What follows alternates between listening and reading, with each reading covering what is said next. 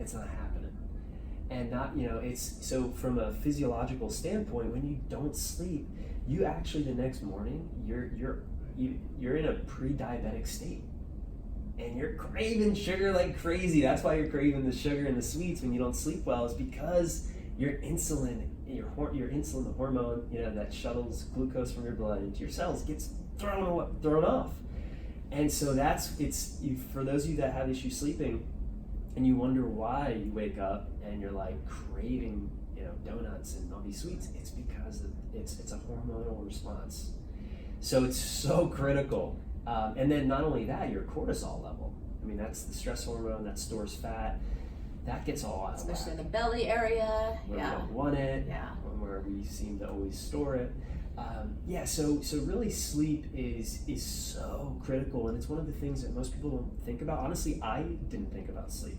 It was really last year that I dove deep into sleep science and realized how important it is. And it was after helping a bunch of my clients who had a lot of sleep issues really resolve their sleep issues, and then looking at the science of why sleep's so important for our brains and for our bodies and for our performance, that I was like, whoa, this is like, why isn't so more people talking about this? And then so that just really set me on this deep dive into studying, okay, well, like how do we optimize our sleep? How do we get sleep if we're having trouble sleeping? And so that's kind of it's a personal interest and now professional passion. So, okay, someone's having trouble sleeping and they're saying, yeah, I wake up, I'm starving, I eat all the wrong things, but I don't know what else to do. I try to go to sleep and I just sit there like, no.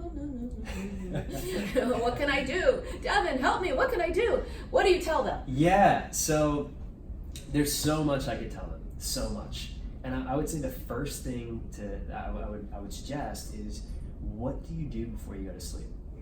What is the ritual before you go to sleep? For most people, it's watching the news or TV, and it's full of negativity. It's full of things that keep that stress switch on. And it's like, no, you need to do the opposite. You need to have a ritual that prepares your body and mind to do what it naturally is designed to do, which is sleep. And if you ask somebody who has no trouble sleeping, what do you do to fall asleep? What do they say? Nothing. But if you ask somebody that has sleep problems, what do? I try all these things, and it's like this tension and pressure builds up. So having what I call a bedtime ritual, where you allow your body, a window, an hour, to get off the electronics, to meditate, stretch, have a hot shower, make love, do something that relaxes you. Listen to music, off of technology. Will retrain your body to get into that relaxation state, which is going to help you stay asleep throughout the entire night. Now, there's all different types of insomnia and clinical diagnosis for acute insomnia and chronic insomnia and all that. But really, if you just did that one thing, a lot of times I have clients that are like, yeah, I just did that, and I'm like, I'm able to sleep. And there's something about staying off of electronics, because what those electronics do to your brain is not conducive to sleeping. Totally. And not only that, Dr. Nina, is the blue light coming off the devices mimics the sun.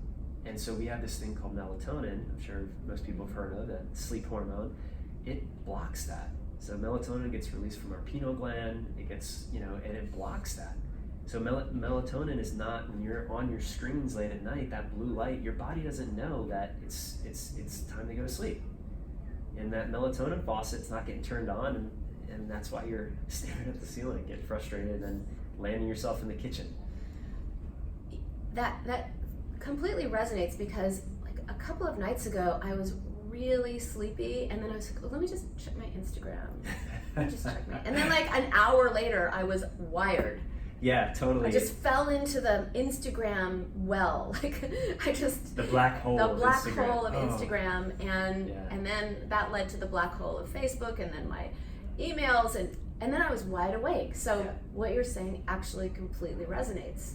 Yeah, and from a cognitive standpoint, when we're on social media or checking email, it's like we're getting the reward center in our brain dopamine, serotonin, oxytocin, all these like feel good hormones are getting released. Maybe not in email, unless you're getting good emails, but with looking, oh, how many people liked or shared my thing, we're getting this hit, and it's crazy. It can become addiction. I mean, it's a real thing. You're the specialist on this with addiction, so I'm sure you have some things to say about that. But it's insane, really. It's crazy. Yeah, I mean, and I don't actually like the term addiction because I think it's negative and pejorative. It's always and we're a little bit off topic, but it's like a frenemy, right? It's doing something for you and it's also hurting you. But until you find a different way of having that same positive response, it's a friend and an enemy. So you've got to figure out how to be a friend to yourself in a healthier way. Otherwise, it's hard to break the habit.